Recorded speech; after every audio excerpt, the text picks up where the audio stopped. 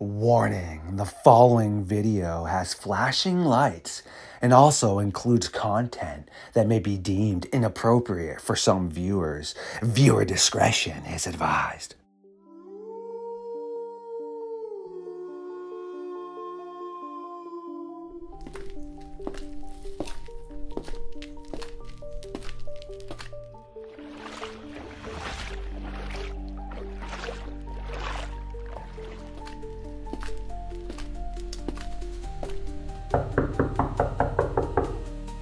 Who dares awaken me from my slumber?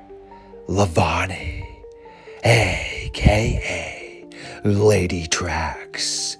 I see you have brought me something to revamp myself on. I am so hungry and really do need to feed.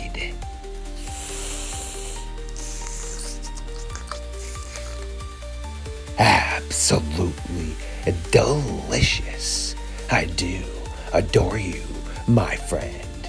Now, without further ado, I have many contracts that are collecting interest that we must attend to. Could you please toss me the keys so that I can release myself from my silver chains and shackles?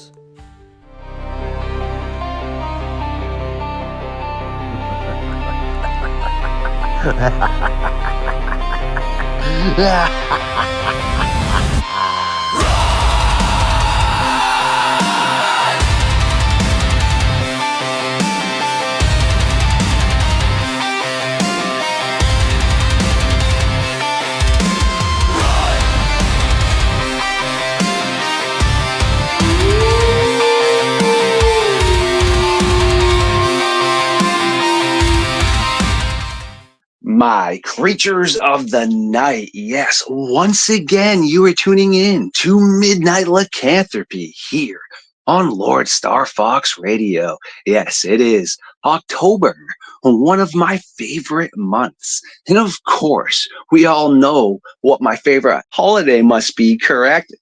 Yet where I'm from, every day is Halloween, so it's always a great time. Tonight, we are sitting around the late night fire, getting ready to burn the midnight timber into the early hours of the morning with a friend of Midnight Lycanthropy and also the North American Dogman Project. Yes, Love Bonnie is going to be trying to help us figure out what is happening out in the national forests. Are you ready to go collect some of these contracts that are overdue, my friend? Yes, absolutely. To the audience, we are first going to see Lavani's opinion on some things that we do specialize over here on Midnight Lycanthropy, and then to close out the episode, yes, she has some very great information about some of her own experiences. Wait till you see some of these tracks and such that have been submitted to us. Straight up gnarly stuff. Lavani, my friend, a lot of people don't realize that when it comes to prehistoric predators, 10,000 to 11,000 years ago is a blink of the eye. There are three specific prehistoric predators that the Midnight Society science team, as well as the North American Dogman Project, were really trying to figure out where they fit in. Terrifyingly enough, they resemble a lot of the reports of the different variants that people see in Dogman. Of course, I'm referring to the cave hyena, which is absolutely gnarly. They were reported to be, well, a decent size larger than the spotted hyena, which everyone can look that up. Those are straight up nightmare based animals that have no relation to canines, and they look just like canines. Yes, we've covered this before. They're related to ferrets, mongoose, and weasels. Bizarre. Just because it looks canine, does it have to be canine? And then, of course, we have the short-faced cave bear, which again is not related to canines. When they did split off, you had the amphicynoids, which were called the bear dogs, specifically the amphicynodidae. Yes, it was not related to canine or bear, yet looked very much like both. And from the way their hips are set up, it is believed they were more comfortable bipedally than quadrupedal, kind of like the giant sloths. Gnarly. All right. And then the final one is the good old Dinopithecus, which is the man sized baboons that were found in South Africa. These things are enormous and they have huge manes, elongated snouts, glowing eyes, pointy ears, huge canines, long human like arms with raccoon like hands. They also have those massive manes and are shaggy. They make all kinds of crazy noises. If anyone wants to get a good consensus of this, check out Gladiator 2. They actually have run ins with the Dinopithecus. Yikes, pretty gnarly stuff. And if you look back in Roman literature, they claim they had these human like baboons that they would bring into the battle arenas. Points in the direction that they were interacting with the Dinopithecus. How do you feel about all that, my friend? Oh my goodness. That is a lot what you just said. If you think about today's world, anything's possible, right? I mean, we all know scientifically that these things did exist. As far as them being in existence now, I can't say I have never seen one, and I can't say that they don't exist. Thinking about man. I mean, they're finding bones now that are like even older than your biblical times. I believe it's possible that there are certain things that did survive, and it's possible. It's very possible that these things have survived, and just like man, and I want to talk evolution, that's a long process of different species. We survived a long time. I can't see why these would not exist. And if someone's saying that they're seeing them, you can't discredit that, you know. Yeah, 10,000, 11,000 years ago, again, is a blink of the eye. And it's not even just predators that people are mentioning. There are some really great minds that I've paid attention to, and also a bunch of different great sub chapters that are covering it. It wasn't just the actual scientists. So there were some really good options for me to read through, and they all aligned up to what was being said. Awesome, which is something I always encourage everyone to do is, never just take Lord Starfox's word on something. If I say that these predators were around until 10,000, 11,000 years ago, look up that stuff for sure. It's great. There's no problem with finding more information out there, meaning there's always stuff that I've read while I'm talking to great hosts like Lavani that just might get lost in the file cabinet upstairs in my brain. So it's important to definitely be able to try and figure that out. Over in Siberia, well, there's a lot of quality evidence supporting that just around 10,000 years ago, the woolly mammoth has evidence that it was kicking around on this remote island. Hmm, pretty gnarly stuff right there for sure. Because again, a lot of people don't realize how vast Siberia is and also remote aspects. It's like I try to say to people, if baboons per se were involved in some of these sightings and such, no one is out in the wilderness every day, every second, right? Okay. It's a Right. very vast area. The majority of people like to be congregated into certain areas like cities and things and be around each other. All right.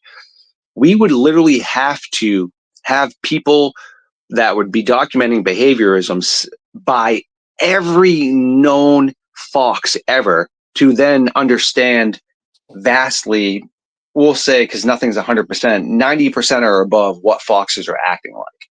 I do know Right. Forrest Galanti, who is a biologist. I'm a huge fan of him. He always encourages we only know 60% of animal behaviors, right? Because again, you and I aren't a fox, and the ones that are documented are only certain foxes. Animals have different personalities, just like we do, right? So again, for us to fully ever understand that, we have to be there and document it. So it's really not that far fetched to think out in the wilderness there are known predators, prehistoric predators, even potentially other things that haven't been documented that could be roaming around out there for sure. Every year, you got 1,100 to 2,400 people within the 48 states. Like I said, not including Alaska. That's a whole different ball game. Yikes! And then Hawaii, I actually don't have any documented sightings of strange animals up there that can't be verified. So we're going to stick to the 48 states. 1,100 to 2,400 people vanish yearly. 5% are ever found. Doesn't mean they're found where they're sitting down and hanging out with you and I per se.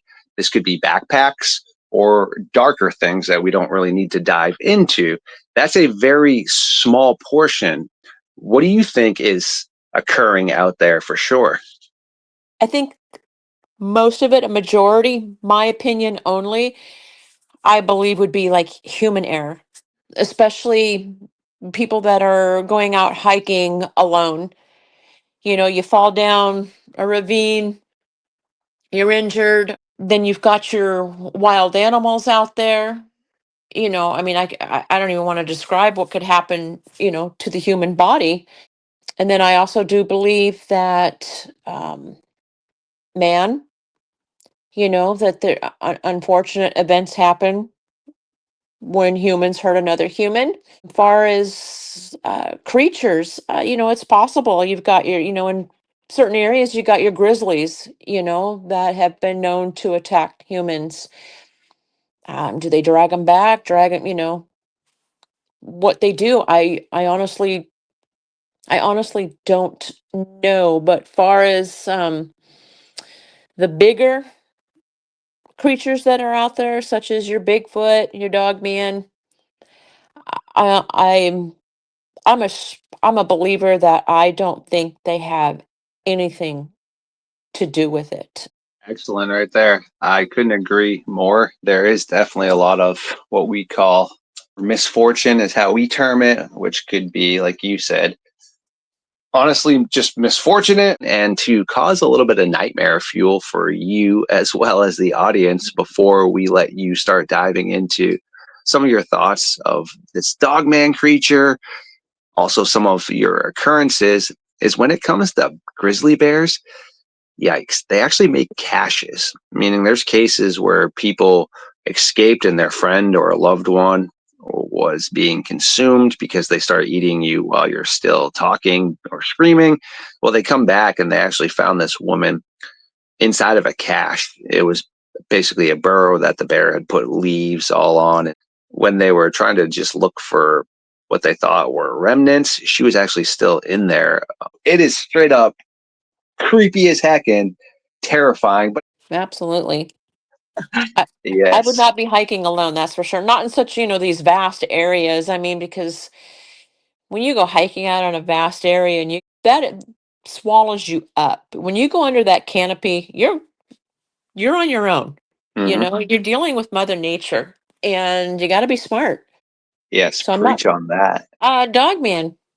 I am intrigued, even though, I am a Bigfoot researcher, but I have always been intrigued with, werewolves. And then when I heard of Dogman, I just became really intrigued.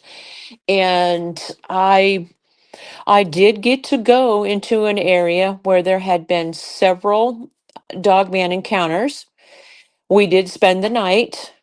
I believe that I may have found some possible prints. These are all, three toed, 3 to 4 toed, and the heels like real skinny. But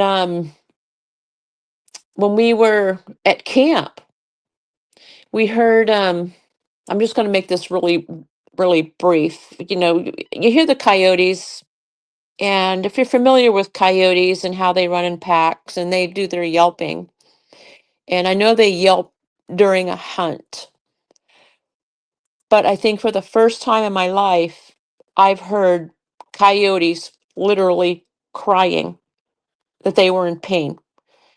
It was the four of us. I was unable to decipher, like, is this literally coyotes or was it a bunch of baboons screaming? Because I couldn't tell until it got to the point where it was less coyotes crying. And even my son said that. He goes, this is so heartfelt. He goes, something's hurting these coyotes. And it just took one last yelp and it was over. And it was getting pretty cold and pretty late. I think it was about midnight, and we decided to call it a night. And we were sleeping in the truck. And mind you, do not sleep in a tin made thing like a truck with not the best blankets when it's 20 degrees outside because it was very cold. So I could not sleep. I stayed awake. We had to leave at 4 in the morning because I had to go um, to another research area. But something nudged the truck. Something big nudged it.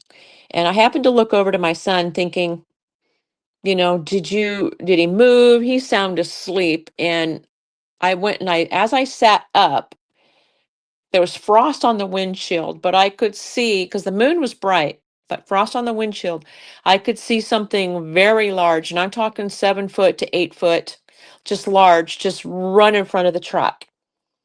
And I'm thinking, you know what? I'm not falling asleep. There's no way I can sleep now. I'm going to keep my eyes open. And then I'm thinking of all these horrible things that could happen to us. And came about 4 o'clock. And it was time, time for everybody to wake up and get heading out. And just as I was waking up, I heard this very loud howl that sounded wolf-like. Now, I don't believe there's any wolves in South Central Pennsylvania. There could be, but I've heard wolves before. I used to live in Montana. I used to go camping in the mountains there. This did not sound like your regular wolf. I'm not saying it was Bigfoot or Dogman. I honestly I honestly don't know. I had to confirm it with another researcher. He come out of the car and he goes, "Did you hear that?" And I said, Okay, I did hear." And he goes, "That was a loud howl." And I was like, "What was that?" And he's like, "I don't know." It was still, the sun wasn't up yet. And I had to follow the researcher that brought us in because we were unfamiliar with the area. And as we were driving out, the guy in front of me, he had to go make a quick left. And at his tail lights, something leaped across the dirt road. Mind you, this was only a one car dirt road. Only one car can go down this road. So it's not a two lane. Just leaped from one side to the other. And I looked at my son. I'm like, "Did you see that?" And he's like, "No." He goes, "I'm trying to get the map up." And I thought, man, I'm like, that was really weird. I'm like, I don't think that was a deer. And I said, those legs were too thick. And I said, to be a deer. And I said, I don't think bears could jump that big. And I said, I don't know if that was a squatch. I said, I'm thinking, then I started thinking in my head, gosh, what is that? We lost the we lost the researcher behind us. I couldn't see his headlights, so I had to keep flashing the other guy in front to saying, "Hey, we lost him. He's not following us." He finally stopped. He didn't get out of the truck. And I'm thinking, well, he's not getting out of the truck. Our telephones aren't working. Everybody gave me back their walkie talkies. So I started to get out. And I got out and I have never felt such heavy dread in my life. And the other researcher got out and he looked at me and he yelled at me and he's like, "Get back in the truck." He was really firm. And I thought, oh, yes, and I told him, "Hey, we lost so and so." I said, "The other researcher." And he goes, "All right, we'll head back." Well, later that next day, I called the researcher that was ahead of me and I said, "Hey, I don't, I said, when you made that left turn," and he says, "Yes." And I said, he goes, "I did too." And I said, You did too, what? And he goes, I seen it. And I said, what did you see? And he says, Dogman. And I'm thinking, you saw the whole Dogman. And he goes, I saw the whole Dogman. I said, okay, because I seen legs jump. And he says, yes. He goes, it stood up. He says, and then it leaped. And I said, okay. I said, all right. I was kind of beside myself. Um, then he began to tell me that he went up to the area where we heard all the coyotes. And he said 11 massacred coyotes in that area. And that was probably had to have been, he said it was at least 300 feet from where we were camped. And he thinks that it's a possibility the dog man was protecting us from the coyotes because there were 11. I have never known coyotes to attack, groups of people. So I can't say no, that's not possible. Maybe something else was in the area. I'm not sure. But that was right there was like, okay, I I'm very much intrigued. Like I actually seen something that looked like canine back legs, in the foot. And then I put that foot in the legs and I kind of matched it up to what prints I found. And I thought, man, okay, I believe this is, if other people seen Dogman, we seen Dogman. I wish I would have gotten out of the truck to check for prints, but around the truck, but I did not. New researcher, I didn't think. I'm still beside myself. I'm still processing it. But I also have seen a canine in Old 82 here in Birdsboro. And this was not a frightening creature. This was more like angelic. I mean, it did have like just like an imagine a husky, like the husky mane going around it, but just a little more roughed up. And we locked eyes for quite maybe a minute or two. To me, it just felt like eternity. And it slowly turned down. Another um, researcher was with me, and he seen it, but he said it doesn't. When he looked, it didn't appear to be canine. He said it more looked like a squatch. So I saw canine. He saw squatch. How do we explain that? Shapeshifter? You know what? I don't know. These woods are known to have some really strange things that happen. People see strange things. They encounter, missing time in these woods.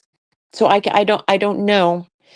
And far as Dogman, I know a lot of people really think it's demonic. But that day when when I saw it, now I know that was canine, the one that I saw in Old 82. I don't I don't think they're demonic. I think they're very spiritual, just like I do with Sasquatch. Why are they here? How'd they get here? I don't know. It still bothers me because that was definitely canine, and that even got me even more intrigued. So when we go to areas that are known to have like dogman encounters, I get a little bit excited, because I'm not afraid of the dark. I will walk in the woods, in the dark, usually with people, not by myself. I'm not that crazy. And the prints that I found prints on a private investigation that I do for a gentleman because he heard, he whistles at night. He found footprints up by his property, and I found, I'm going to send you those pictures. I found three toes, one after another. And I believe, I have to look at they're at least 52 inches, the stride, 52 inches. And I couldn't do that. I'm 5'9". there's no way I could do that. And then these prints, one after another, and it wasn't like human like steps. It was just literally like one tightrope, and I've talked to some Native Americans and other people at what they think. And some do believe that the Dogman's just another species of Sasquatch, like the baboon looking Sasquatch. What I saw that day, definitely nowhere near a baboon. I I did decide to cast that print, and when I was down, I was in the woods alone. My husband was probably about 50 to maybe 80 feet away. And as I was making that cast, something growled, and like a dog, like a deep dog like growl. And I just kind of, chuckled to myself and thought, yeah, I know you're here. I said, I'm just going to cast this beautiful print you left me. And I said, and then I'm out. You can have this whole area to yourself. I see, just skeletons of deer everywhere. And then something jumped behind me, and I thought it was my husband. I thought he fell. And I yelled for him, and he all of a sudden come in, and I said, hey, and I'm like, did you fall down? He says, no. And I said, oh, I said, I heard a thump. He's like, no. He started to not feel good, so he walked back. I sat down on the log to wait for the casting, and lo and behold, on the left of me was a print. And I'm thinking, something jumped behind me. Now, so I got a picture of that. Everybody will see that as well, and they can, give us their opinions on that of what they think. I'm very intrigued with both Sasquatch and Dogman. I I don't fear them like most, and by all means, it's not that I'm going to go out there and chase them when I see them.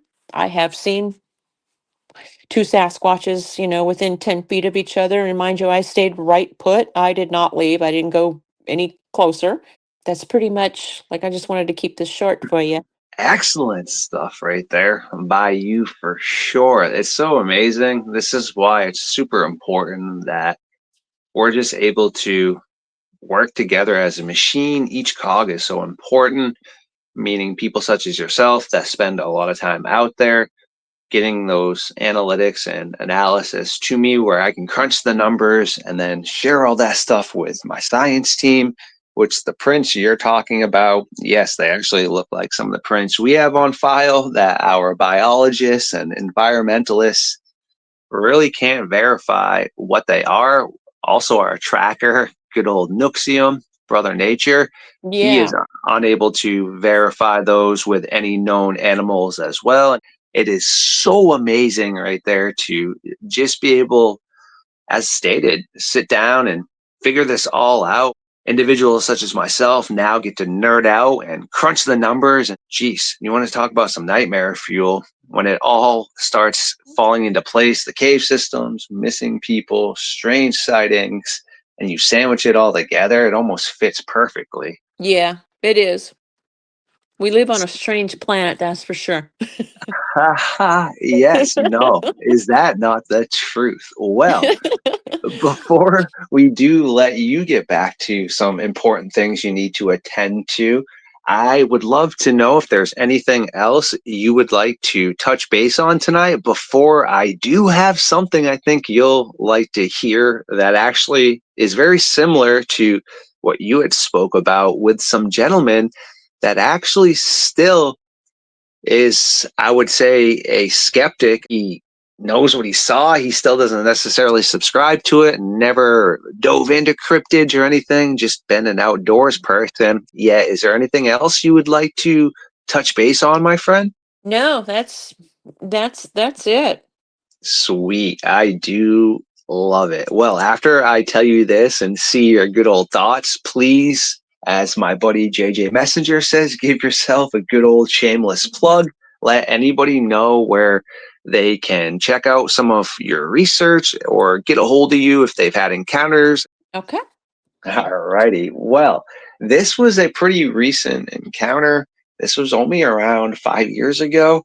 This gentleman was out camping in an area in his truck. He had a pretty dope little setup where the back part was all closed in and he could sleep in the bed of his truck. It had all kinds of cool lights on it. It was a big boy truck, I guess, if you'd like to say. He had all the curtains closed, sleeping in an area where he had been camping for a bit. Really enjoyed the outdoors. As I stated, never went to the outdoors to try and find anything cryptid based or in general. He just liked to be outdoors. As he's sleeping, he is woken up to the sound of something seemingly tapping the metal of his truck, either using a metal object or a claw, just tink, tink, tink. And then he said it perceived to start going around the windows. Well, he's in the cab of his truck, which is where the windows are all closed.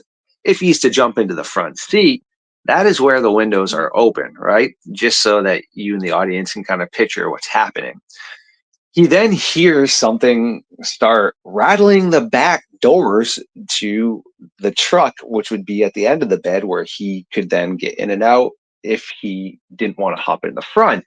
Now he begins to realize he is fully awake and aware as to what's going on. He legit starts to have a moment of a whole Christmas trees. He leaps into the front seat. He turns on his truck and hits all the lights. So this has a bunch of lights all around it, like bright lights, because it's a off-road camping truck. He said as these lights illuminated everything, he could see this huge 6 to 8 foot tall looking werewolf, as he had said, because he had obviously seen horror movies before, trying to cover its eyes with hands from these bright lights. He said he then began whamming on his horn, so it was loud. He said this thing then tried to like cover his ears before bolting off. He speeds out, and he says as he's speeding out and he looks back in the mirror, he can see this thing standing in the path where he just was. He's never gone back there again, never tried to do any sort of research about this after. He just knew that myself and some of my squad had covered this. Like I said, had a chance to speak to him. Super cool dude. What do you think, my friend? All I can say is wow. I can understand him not wanting to go back, you know. Well, maybe I can't because I would be the type of person that say, you know what, okay, you got me, but I'm going to come back. I'm going to come back and I'm going to search that ground. I am going like boots on the ground. I am going to be looking for any type of evidence that that I could find, to prove to myself that this happened, yeah, that's amazing. And then he was alone, so that's even more frightening, because we don't know what they do. I have spoke to other people that have been face to face to a dog man, and they said they just look at you and they turn and they walk away. And I'm thinking, let's hope that's always the case. Yes, as you stated, because it would not be very fun to run into anything in the wild that was unhappy, whether it's a known animal, a prehistoric animal, an undiscovered animal, a psychotic human being, doesn't matter. Yikes. That would be a no mas, as my Spanish friends would say. No more. Right there. Awesome stuff. Well, Lavani, it's been so great to hang out with you tonight. Is there any areas you would like people to check out some of your stuff? Would you like to let everybody know? Also to the audience, yes, all the images Lavani spoke about we'll have up in the video, and we are going to get her back here sooner than later. Yeah, I just have one YouTube video right now of my private research. It's my very first one, and it's under Pennsylvania Cryptid Research Team. And it's not the documentary. There is a documentary with myself and a few other researchers, but that's not the one. It's actually the one with the thumbprints, my face on it, because I don't know how to fix that. I will all in time. But there, and then if you wanted to get in contact with me, you can reach me email with Field Investigator Holiva at yahoo.com. Can reach me there too. Excellent. You heard that to the audience. Make sure you keep in touch. Leave a comment in the section below if you would like me to get a hold of Lavani for you, or if you have any questions for us. Yeah, thank you for hanging out with us tonight, my friend. Oh, it was my honor. I loved it. Enjoyed it very much. Thank you.